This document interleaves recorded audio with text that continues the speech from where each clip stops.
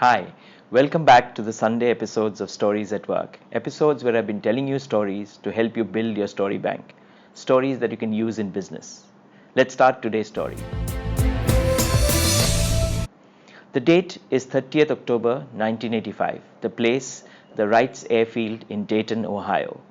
A small group of people, the top brass of the US Army Air Corps and the top marketing executives of two of the largest airplane manufacturers of those days, Boeing and Martin and Douglas, have gathered at the airfield for a flight competition. The Air Corps were looking at buying 65 new generation long-range bombers, and these two manufacturers had a model each in submission. This exercise was seen to be just an administrative exercise because in early comparison, the Model 299, the Boeing Model 299 was seen to be far superior. It was carrying 5 times the bomb load that the Army wanted.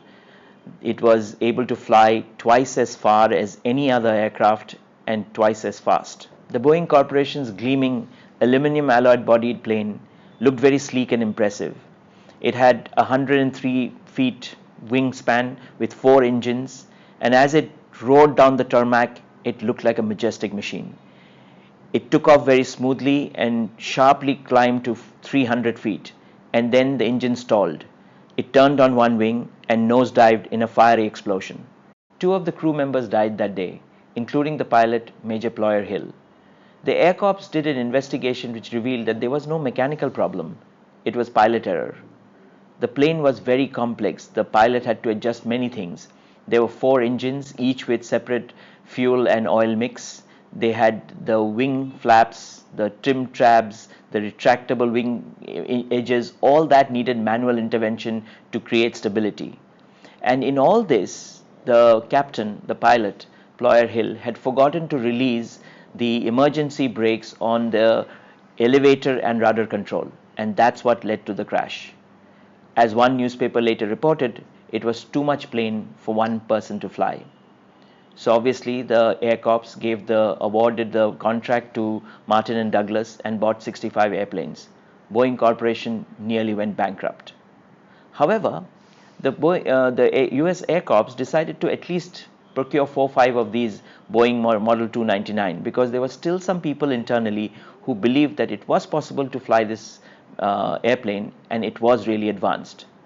So they got a group of test pilots together and they decided to brainstorm of how to bring this in. Now what the test pilots together decided to not do was actually as interesting as what they decided to do. What they decided not to do was to require any of the Boeing Model 299 pilots to have a longer training, because they said if Major Ployer Hill, who was the chief of the Air Corps Training Academy, could not fly this plane with all his experience and expertise, then no matter of training could do that. It was obviously something else. What they decided to do was simple yet ingenious. They decided to create a checklist. Yes, a checklist.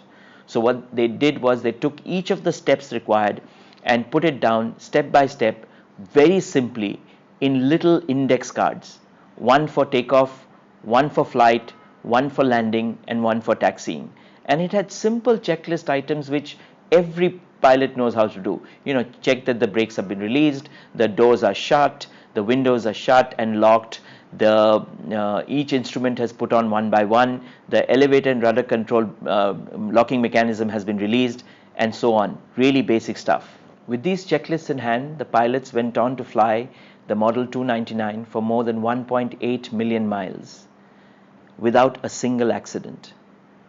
The US Air Corps ordered more than 13,000 of these planes, and these planes gave them a huge air advantage during the Second World War. For those of you who have read about the Second World War, you would know this plane by its other name, the B-17 bomber. What a lovely story. I read this story in Atul Gawande's fabulous book called The Checklist Manifesto. Where in business can you use this story?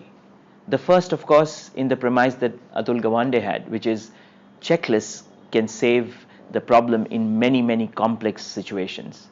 The second, when you're trying to tell people why something that they think does not need a process or a SOP does need it because things have become more complex.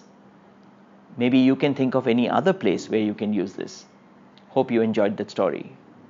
Do tune in every Sunday, and you can subscribe to our YouTube channel so that you don't miss any of these episodes, or join our WhatsApp group so that you can download these videos and share it with your team. Thanks for watching.